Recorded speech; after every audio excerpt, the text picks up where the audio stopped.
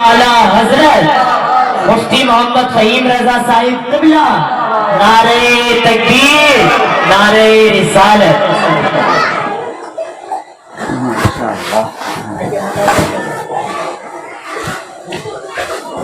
अस्सलामु अलैकुम व रहमतुल्लाहि व बरकातुहू। मोहतरम सामईन हज़रात, अजीज तलबा, छोटे छोटे बच्चों और अपने घरों से सुनने वाली इस्लाम की मुक़द्दस शहज़ादियाँ और यहाँ तक भी मेरी आवाज़ पहुँच रही है, सबको एक बार और अस्सलामु अलैकुम। वालेकुम अस्सलाम। दुरूद पाक पढ़कर सुनाएं। अल्लाहुम्मा सल्ली अला सय्यिदिना मौलाना मुहम्मदिन व बारिक वसल्लिम सल्लल्लाहु अलैहि सलातन व सलाम अलैका या रसूलल्लाह सल्लल्लाहु तआला अलैहि व आलिहि वसल्लम। वक्त तो बहुत ज़्यादा नहीं है कि बहुत लंबी तकरीर की जाए।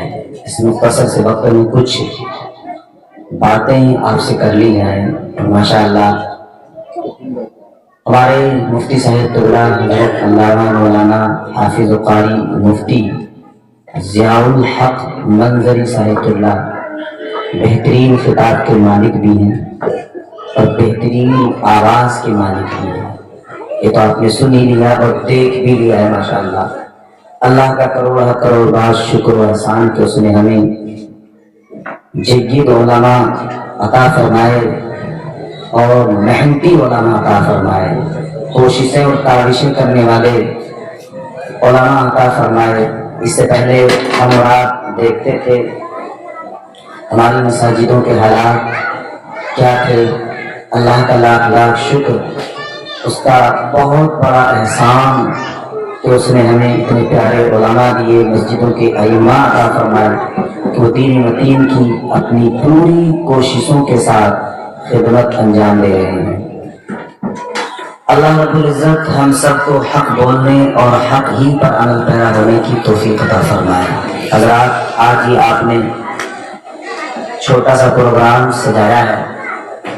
बाद नमाज मगरिब से लेकर इशा तक इस प्रोग्राम का जो है इब्तिदा हुई और इशा तक इंशाअल्लाह इस प्रोग्राम की यानी मिलाद रसूल की जो है इंतहा कह लें या इख्तिताम कह लें, ये हो जाएगा।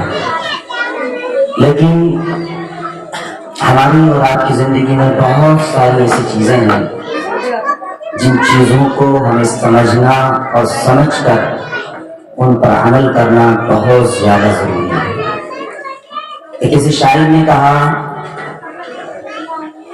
जिक्र खुदा करें और जिक्र मुस्तफ़ा न करें। जिक्र खुदा करें, जिक्र मुस्तफ़ा न करें, हमारी मुंह में हो ज़बान ऐसी खुदा न करे। तो अज़ीज़ान मिल्लत इस्लामिया, बताने का मकसद ये है, वक्त तो इतना नहीं है कि मैं अपनी तकरीर को जो है फैलाऊं, खुतबा शुरू करूं और उसके बाद बहुत सारी बातें को तमहीदी कलिमात आपके सामने रखूं। बस यूं समझ लें कि कुरान मजीद में अल्लाह ताला ने एक जगह इरशाद फरमाया, अफला यतदब्बरूनल कुरान अम अला कुलूबिन अक़फ़ालुहा। इसका जो मफ़हूम है वो ये है, अल्लाह फरमाता है अपने महबूब से, इसका जो मफ़हूम है वो मैं आपके सामने रख रहा हूँ, तर्जुमा नहीं। अल्लाह फरमाता है कि ए महबूब, मेरे इन बंदों को क्या हो गया कि ये कुरान क्यों नहीं समझते। इन बंदों को क्या हो गया कि ये कुरान क्यों नहीं समझते। अब गोया अल्लाह की बारगाह में हुजूर हाजिर हैं और अल्लाह कलाम फरमा रहा है अपने महबूब से। इरशाद फरमाया, ए महबूब, इन्हें बंदों को क्या हो गया कि ये कुरान क्यों नहीं समझते। तो अल्लाह ने फिर उसका आगे जवाब दिया और बयान फरमाया कि ये क्यों नहीं समझते हैं। फरमाया, अम अला कुलूबिन अक़फ़ालुहा, یہ اس لیے نہیں سمجھتے ہیں کہ ان کے دلوں پر تالے لگ چکے ہیں، ان کے دلوں پر تالے لگ چکے ہیں۔ اب ظاہر سی بات ہے بھائی، ہم کسی مکان میں رہتے ہیں یا ہم نے کوئی مکان بنایا ہو، اب مکان بنانے کے بعد اس میں رہنا چاہتے ہیں، ہم مکان سے باہر ہیں اور ہم نے اس مکان میں تالا لگا دیا، تو ایمانداری کے ساتھ بتائیے، ہم کوشش کریں مکان کے اندر جانے کی اور تالا لگا ہو تو کیا ہم جا سکتے ہیں؟ بولیے، ہرگز نہیں جا سکتے۔ یہی حال ہمارا ہے۔ اللہ نے فرمایا اے محبوب، اے میرے پیارے محبوب، یہ میرے بندے میری بات کیوں سمجھنا نہیں چاہتے؟ تو اللہ نے آگے ارشاد فرمایا محبوب وجہ یہ ہے، بات یہ ہے کہ سمجھنا اس لیے نہیں چاہتے کہ ان کے دلوں پر تالے لگ چکے ہیں۔ تالے کھلیں گے تو پھر قرآن سمجھیں گے، تالے کھلیں گے تو پھر یہ دین سمجھیں گے، تالے کھلیں گے تو پھر یہ شریعت کو جانیں گے۔ عزیزان ملت اسلامیہ، میرے دوستوں، میرے نوجوان ساتھیوں، نام حضرت کا کیا ہے مجھے علم نہیں، لیکن میں جتنے وقت سے سنتا چلا آ رہا ہوں کہ دادا میاں رحمت اللہ علیہ، سبحان اللہ، اور امید ہے انشاءاللہ دادا میاں رحمت اللہ علیہ کی برکتوں سے ہم اور آپ انشاءاللہ اگر شریعت کے پابند رہے، شریعت پر چلتے رہے تو ایک دن بخش لیے جائیں گے، بیڑا پار ہو جائے گا انشاءاللہ۔ لیکن حضرات ایک بات ہے جو دل میں چبھن پیدا کرتی ہے، جو دل کو جھنجھوڑتی ہے، جو اس بات کے کہنے پر آمادہ کرتی ہے کہ صرف دادا میاں کو نہ مانو بلکہ دادا میاں کی مانو۔ سمجھ رہے ہیں میری بات؟ آج ہمارا حال بڑا عجیب ہے، ہم اللہ والے، اولیاء اللہ کو ماننے والے، ہم اولیاء اللہ کو تو مانتے ہیں لیکن اولیاء اللہ کی نہیں مانتے۔ آج ہمارے گھروں میں آپ غور و فکر فرمائیں، گھروں کے حالات کا جائزہ لیں تو گھر کے گھر تباہ ہو چکے ہیں۔ ہم میں سے ہر ایک بندہ تباہ کاری کا شکار ہے، بربادی کا شکار ہے۔ ہم ترقی کرنا چاہتے ہیں لیکن کر نہیں پاتے، ہم آسمانوں میں سیر کرنا چاہتے ہیں، طیران تخیل میں پرواز کرنا چاہتے ہیں، لیکن پرواز کریں تو کریں کیسے؟ ہمارے بازو کٹ چکے ہیں۔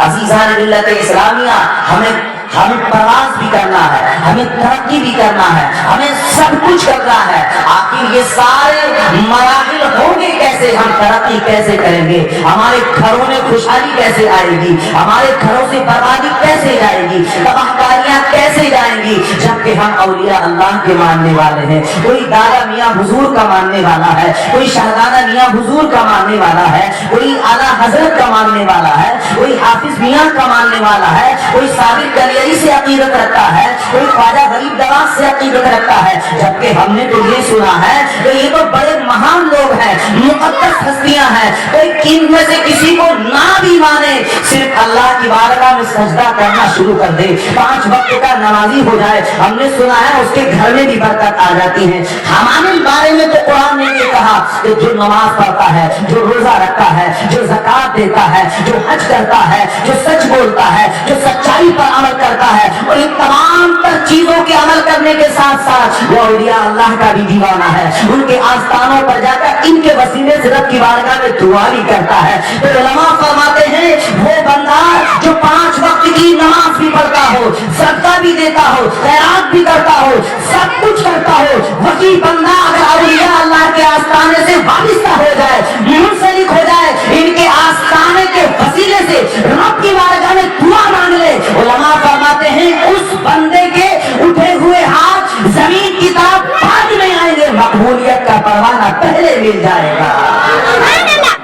لیکن حضرات ہمارے اندر کہیں نہ کہیں کمی ہے. کمی کیا ہے؟ اور کمی یہ ہے کہ ہم اولیاء اللہ کو تو مانتے ہیں لیکن اولیاء اللہ کی نہیں مانتے. کتنے ہیں جو جانتے ہیں کہ ہمارے دادا میاں حضور کا مشن کیا تھا؟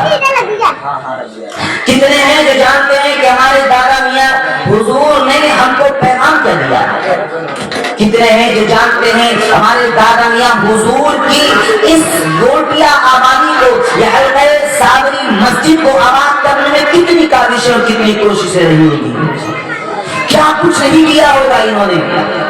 لیکن آج ہم نے صرف اپنی خواہشات کو پورا کرنے کے لیے، منشیات کو پورا کرنے کے لیے، مرضیات پر عمل کرنے کے لیے سب کچھ کیا. ہم سب کچھ کرتے ہیں، در بدر کی ٹھوکریں کھاتے ہیں، کبھی یہاں تو کبھی وہاں، کبھی ادھر تو کبھی ادھر، سب جگہوں پر جاتے ہیں. لیکن کبھی ہمیں یہ توفیق نہیں ہوتی ہمارے دادا میاں حضور کی مرضی کیا ہے، ان کی منشا کیا ہے، ان کا مقصد کیا ہے. حضرات کسی بھی اولیاء اللہ کی، کسی بھی ولی کے آستانے سے منسلک ہو جائے، جب آپ اولیاء اللہ کی سوانح حیات پڑھیں گے تو ان کی سوانے میں آپ کو ملے گا. ہر ایک اللہ کے ولی کے آستانے سے آپ کو یہی پیغام ملے گا: بندے کام بعد میں کر، نماز پہلے پڑھ. بندے اپنی دنیا داری میں بعد میں رکھ، پہلے اللہ کی بارگاہ میں چلا آ. حضرات ہم سب کچھ کرتے ہیں، ہماری منشا جو ہے وہ جو کچھ بھی ہوتی ہے وہ ہم کرتے ہیں. ہماری مرضی میں جو آتا ہے ہم وہ کرتے ہیں. لیکن کبھی ہم نے وہ نہیں کیا جو اولیاء اللہ چاہتے ہیں، جو اللہ کے ولی چاہتے ہیں، جو اولیاء اللہ کے آستانوں سے ملتا ہے. حضرات یہ تو ایک چھوٹا سا آستانہ ہے، لیکن اگر آپ سمجھو تو یہ چھوٹا سا ہے، لیکن یہ اتنا بڑا آستانہ ہے قسم خدا کی، کہیں جانے کی ضرورت نہیں ہے. نہ ثابت کلیری کی بارگاہ میں جانے کی ضرورت، نہ اعلیٰ حضرت کی بارگاہ میں جانے کی ضرورت. اپنے گھروں سے نکلو، نماز ادا کرو اور فاتحہ پڑھ دو. قسم خدا کی ادھر نماز پڑھو گے، ادھر فاتحہ پڑھو گے، جو تمنائیں لے کر ان کے آستانوں پر آپ آؤ گے، اللہ تبارک و تعالیٰ یہ اولیاء اللہ کے آستانے سے تمہاری آرزو کو اپنی بارگاہ میں قبول فرمائے گا، تمہاری دعاؤں کو قبول فرمائے گا. جو بے اولاد ہیں انہیں صاحب اولاد بنائے گا، جو بے مراد ہیں انہیں بااولاد بنائے گا، جو بے نمازی ہے رب تبارک و تعالیٰ ان کے آستانوں کی برکت سے نمازی بنا دے گا، گناہگاروں کو نیک بنا دے گا، بے پرہیزگاروں کو پرہیزگار بنا دے گا، بے قرآن کی تلاوت کرنے والوں کو قرآن سے محبت کرنے والا اور قرآن کی تلاوت کرنے والا بنا دے گا. سبحان اللہ، سبحان اللہ. نعرہ تکبیر، نعرہ رسالت، نعرہ رسالت. مفتی فہیم صاحب قبلہ، نعرہ تکبیر. سمجھنے کی ضرورت ہے. قرآن ہمیں جگہ جگہ دعوت فکر دیتا ہے. دعوت فکر کیا دعوت فکر دیتا ہے؟ میرے دوستوں، میرے نوجوان ساتھیوں، میرے چھوٹے چھوٹے بچوں اور اسلام کی مقدس شہزادیوں، قرآن دعوت فکر دیتا ہے. اللہ تبارک و تعالیٰ نے قرآن مجید میں 700 مقام پر نماز پڑھنے کا حکم دیا. کتنے مقام پر؟ ذرا بولیے گا. 700 مقام پر اللہ تبارک و تعالیٰ نے نماز پڑھنے کا حکم دیا. اللہ گویا یوں کہتا ہے: بندو نماز پڑھ لو، بندو نماز پڑھ لو، بندو میری بارگاہ میں پیشانی جھکا لو، بندو میری بارگاہ میں آ جاؤ، بندو تم مجھ سے مانگا کرو، بندو تم کہاں کہاں در بدر کی ٹھوکریں کھاتے ہو، بندو تم مجھ سے مانگ کے تو دیکھو، تم ہاتھ اٹھاؤ گے میں تمہیں غنی کر دوں گا، تم محتاج ہو ضرورتوں کو میری بارگاہ میں رکھو، میں تمہیں اتنا غنی کر دوں گا، اتنا غنی کر دوں گا کہ روپیہ ایک کماؤ گے، اس ایک روپیے میں اتنی برکت ہو جائے گی قسم خدا کی کہ تم نے کبھی سوچا بھی نہیں ہوگا. ابھی حضرت والدین کے حوالے سے بتا رہے تھے. ایک صحابی رسول تھے، حضور کی بارگاہ میں حاضر ہوئے، عرض کی: یا رسول اللہ، میں بڑا غریب انسان ہوں، میں بڑا غریب آدمی ہوں، میرے آقا میں بہت محنت کرتا ہوں، بڑی محنت کرتا ہوں میرے آقا، لیکن میری کمائی میں برکت نہیں ہوتی، میں بڑا تنگ دست ہوں، مفلسی کا شکار ہمیشہ ہوتا رہتا ہوں. میرے آقا کی بڑی لمبی حدیث ہے، مختصر یہ ہے: ان صحابی رسول نے جب آقا کی بارگاہ میں اپنا ٹکڑا رکھا، اپنا یہ سارے معاملات میں آقا کی بارگاہ میں رکھے، تو سرکار علیہ السلام نے فرمایا: میرے غلام بتا تو صحیح، آخر تو چاہتا کیا ہے، تیری مرضی کیا ہے، تو چاہتا کیا ہے؟ تو میرے آقا سے صحابی رسول عرض کرتے ہیں یا رسول اللہ میں چاہتا ہوں میرے گھر میں برکت ہونا شروع ہو جائے, میرے گھر میں برکت ہو, میرے گھر میں رحمت ہو. تو آقا کریم صلی اللہ علیہ وآلہ وسلم نے اسے یہ نہیں فرمایا کہ تم 5 وقت کی نماز پڑھا کرو. ظاہر سی بات ہے صحابی رسول ہے تو 5 وقت کی نماز تو پڑھتے ہی ہوں گے, زکات بھی دیتے ہی ہوں گے, صدقہ بھی دیتے ہی ہوں گے, خیرات بھی کرتے ہی ہوں گے,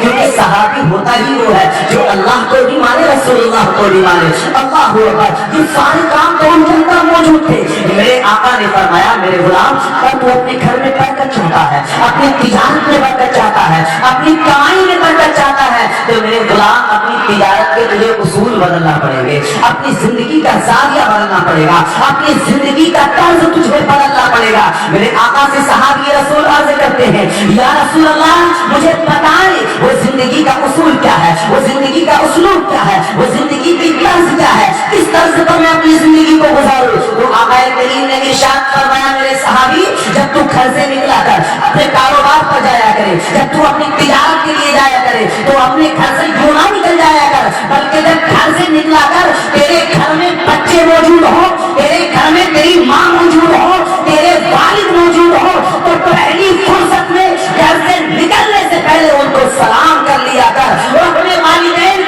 والدین کے پیشانی اور ہاتھوں کا بوسہ لے لیا کر. اللہ اکبر. میرے آقا نے فرمایا اگر تو اس عمل کو کرنا شروع کر دے گا تو جو تو کماتا ہے, جو تو تجارت کرتا ہے, جو تو کاروبار کرتا ہے, رب تبارک و تعالی اس کاروبار میں برکت رکھ دے گا. سبحان اللہ. کیا رکھ دے گا؟ برکت رکھ دے گا. اللہ اکبر. 10 دن 20 دن کے بعد جب یہ صحابی رسول میرے آقا کی بارگاہ میں حاضر ہوتے ہیں, پہلے حاضر ہوتے تو مفلسی کا شکار ہو کر حضور کی بارگاہ میں برکت کی دعا کرانے کے لیے حاضر ہوتے, لیکن آج جب حاضر ہوئے ہیں اللہ اکبر آقا کریم نے صلی اللہ علیہ وسلم نے ارشاد فرمایا میرے غلام بتا تیرا کیا حال ہے, تیرے کیسے حالات ہیں. اللہ اکبر. بڑی لمبی حدیث ہے. یہ صحابی رسول عرض کرتے ہیں یا رسول اللہ آپ نے کیسا وظیفہ بتایا, آپ نے کتنا انمول وظیفہ بتایا. میرے آقا جب سے میں نے اس وظیفے پر عمل کرنا شروع کیا ہے, میں اس وقت سے لے کر آج تک اپنے کمائے ہوئے مال میں حساب نہیں لگا پاتا ہوں کہ میرے رب نے مجھے کتنا عطا فرمایا. سبحان اللہ سبحان اللہ. اس لیے میرے دوستو ہماری زندگی کی سب سے پہلی ترجیح شریعت کو سمجھنا اور شریعت پر عمل کرنا ہونا چاہیے. بہت ساری چیزیں ہم اپنی خواہشات کے لیے کرتے ہیں. اللہ اکبر. اب پتا نہیں کہ یہ پروگرام صرف مغرب سے لے کر عشاء تک ہی ہوگا یا اس کے بعد بھی ہوگا. بہرحال میں آپ کو صرف اتنا بتانا چاہتا ہوں کبھی اپنی منشا کے لیے کچھ نہ کرنا, کبھی اپنی مرضی کے لیے کچھ نہ کرنا, کبھی اپنی خواہشات کے لیے کچھ نہ کرنا. اپنی منشیات کو مار دو, اپنی مرضیات کو ترک کر دو. اپنی تمام تر خواہشات کو ترک کرنے کے بعد جو اللہ تمہیں صلہ عطا فرماتا ہے, اور اس سورۃ الفجر شریف تمہارا رب تم سے کیا خطاب فرماتا ہے, تمہارا رب تم ہی سے تو کہتا ہے. اس اللہ نے کسی جانور سے نہیں کہا, کسی گدھے اور گھوڑے سے نہیں کہا, بلکہ انسانوں سے کہا. انسانوں ہی سے تو خطاب فرمایا. فرمایا رضی اللہ عنہ ورضوا عنہ. جب بندہ اللہ کی مرضی کے مطابق کام کرنا شروع کر دیتا ہے تو پھر رب اس بندے سے پوچھتا ہے بندے تو بتا کیا مجھ خدا سے تو راضی ہے. اللہ اکبر. اس بندے کو وہ مقام اور منصب عطا فرماتا ہے. جب بندہ اللہ کی مرضی کے مطابق اپنی زندگی گزارتا ہے تو اللہ اس بندے سے پوچھتا ہے بندے میں اب تک مجھ سے پوچھتا رہا, میرے خدا تو مجھ سے راضی ہے, لیکن اب میرا حال یہ ہے جب تو نے اپنی مرضی کو میری مرضی میں ڈال دیا ہے تو میں خدا ہو کر تجھ سے پوچھتا ہوں بندے بتا کیا تو مجھ سے راضی ہے, کیا تو مجھے پسند کرتا ہے. اللہ اکبر. مجھے بتائیں تو صحیح اللہ کی یہ ادا, اللہ کا یہ فرمان اس بندے کے لیے, لیکن یہ سب کے لیے نہیں ہوتا, یہ ان کے لیے ہوتا ہے جن کی زندگی فنا فی رسول ہوتی ہے, جن کی زندگی فنا فی دین ہوتی ہے, جو اپنی زندگی کو حضور کے لیے فنا کر دیتے ہیں, اپنی زندگی کو رسول کے لیے فنا کر دیتے ہیں, دین کے لیے فنا کر دیتے ہیں. ان کی مرضی کوئی مرضی نہیں ہوتی, ان کی منشا کوئی منشا نہیں ہوتی, بلکہ ان کی منشا تو وہی منشا ہے جو اللہ کی منشا ہے, جو رسول اللہ کی منشا ہے. ان کی تمام تر زندگی کی ترجیحات وہی ہوتی ہیں جو اللہ و رسول چاہتے ہیں. جب بندہ اپنے آپ کو اللہ و رسول کی مرضی میں ڈال دیتا ہے تو پھر اللہ تبارک و تعالی بندے کی مرضی کے مطابق اس کو عطا فرماتا ہے. آج ضرورت ہے اپنے آپ کو ڈھالنے کی، ڈھالیں گے نا انشاءاللہ؟